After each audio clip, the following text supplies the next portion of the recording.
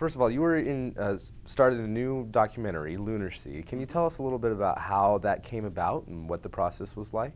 Well, as far as what happened, it was, again, I was at Space Access 2011, and I'd gone up to my room and I'd come down wearing this tabard that I put on from time to time, which says Luna City or Bust on it. It's got all kinds of buttons and patches and so forth. It's an attention getter. I've got a whole stable of attention getters of different kinds, and this is one of them. And a guy walks up behind me, taps me on the shoulder, and I turn around, and this sort of scruffy looking guy, and he says, hi, and of course you can tell from listening to him he's Canadian right away, I'm making a documentary about the moon and how people think about the moon, and it seems to me you might have something to say about that. Could I interview you for half an hour? And he swears that I said, you'd better. I don't entirely recall that, but I said, sure. And 3 hours later, he says, could we do this again tomorrow? And without either of us intending it, I became kind of the central person, almost a viewpoint character in his documentary, that he started calling me up on Skype and things like this to talk about stuff that might go into the film, asking me for my advice on like Apollo film clips or people that would be worthwhile to interview or events that would be worthwhile to go to. And he wound up, for example, he had a thing he was going to shoot in New York, and he says, well, do you think you can come out to New York? And I said, well, the World Science Fiction Convention is the previous week in Reno, Nevada, and then the week after that, I'm going to Turkey with my grandmother who's going on an Aegean cruise, and I'm going to go with my grandmother on this cruise. But we might be able to work something out. And so he wound up coming to Renovation to the Reno Worldcon, and then we crossed the United States by train from Reno to New York, which was an adventure in and of itself, and then did some shooting. We arrived in New York just as the hurricane did. And then after the hurricane had passed by, we did some shooting there, almost none of which actually made it into the finished film. That there was this whole long segment with a lady who describes herself as an urban shaman who's written a book about the moon in religion and spirituality. And my feeling was that he wanted me sort of as the rational scientific foil to the sort of religious mystical viewpoint. Of course, I'm not the best person for that. I'm not quite the technocratic, absolute sort of mechanistic sort of person that some people are. But he wound up using about 30 seconds of the footage from that entire excursion. So it was kind of a wash so far as finished results in the motion picture were concerned, but we had some fun. He says it's difficult not to become friends with someone after you've crossed the United States in a sleeper compartment together. Can you tell us a little bit more about what the experiences were like being, pretty much the focus of this documentary? I found being in the film was kind of a strange experience, partly because what you have to realize, I suppose, is Simon is very much a narrative filmmaker. Simon Ennis, the director, very much a narrative filmmaker. This is his first documentary, and it kind of shows. He was always trying to think of things that would be good things to see in the film, and so he was setting up shots or saying, I think we should do this. How do you feel about that? And sometimes it was things that I said, sure, if I had, the budget or the inclination or whatever, I'd do that, so let's. And sometimes I told him, no, Simon, I'm not going to do that.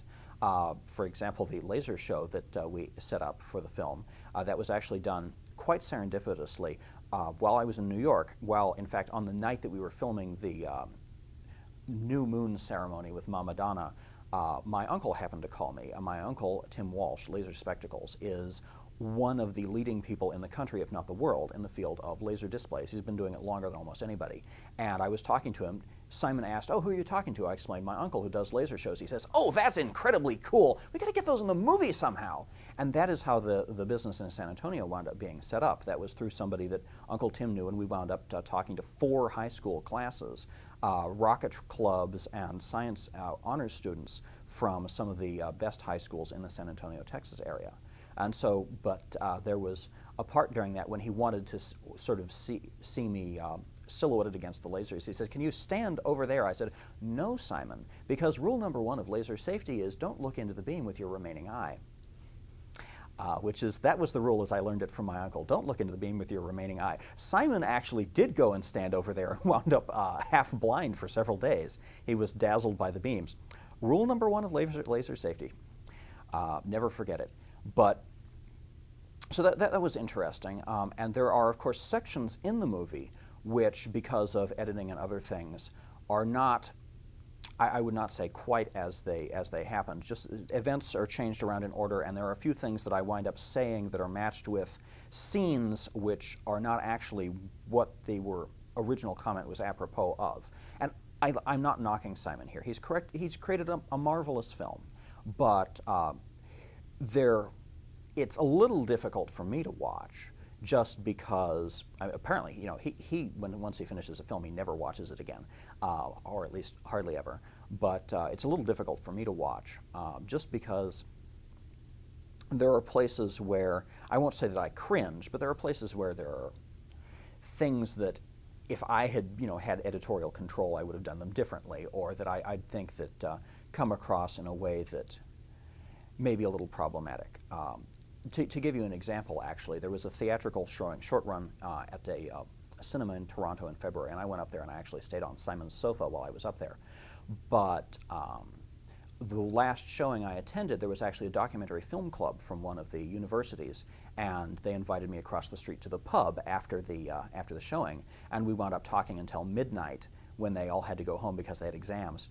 But one of the things that came across was, you know, they were wondering about sort of higher level issues. Most of what comes across in the film is not the extensive work that I've done, mostly not by myself, but by collecting what's out in the literature, what other people have done since the 60s and even before, on what you would need to do to live on the moon, and also things like why you do it, of course, because I've always said it's not that the moon is a great place to go, it's that it's a place to go. It's a jumping off point if you want to do things like O'Neill colonies, if you want to do things like going to Mars.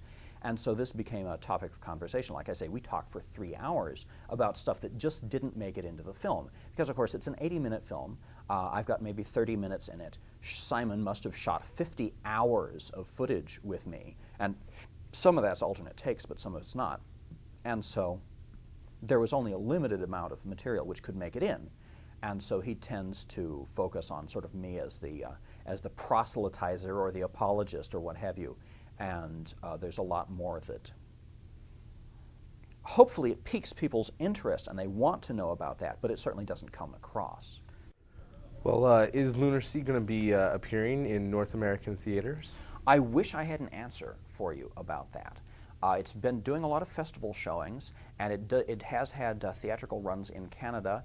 In the U.S., distribution is in the hands of the Epix cable network, and at the moment, the way to watch it is actually by streaming video from the Epix site, and from the beginning, from 90 days after April 3rd, so that's basically the beginning of July, if I'm not mistaken in my math. You'll also be able to get it through Amazon and Netflix, at least downloads. I'm not sure about physical discs from Netflix at the moment. But definitely you can stream it from, if you have a good internet connection, obviously, which is always the kicker, but you can stream it from the Epix website. And they've got a 2-week free trial thing, so which only requires an email address. You don't need to have a credit card or anything else. They don't ask you for that. And so you can actually watch it 3 or 4 times if you want to, I guess, but also watch it with friends. In fact, that's something that I'm planning to do when I get home, is that I've got, I know somebody who's got a space with a projector. Actually, there's an anime club that meets there that I go to. I'm going to go there with my friends, and we're going to watch it that way. Well, thank you very much, Christopher. I wish we had more time, but thank you very much for joining us and telling us all about this. It's very exciting. Oh, thank you for being willing to put up with my pontificating.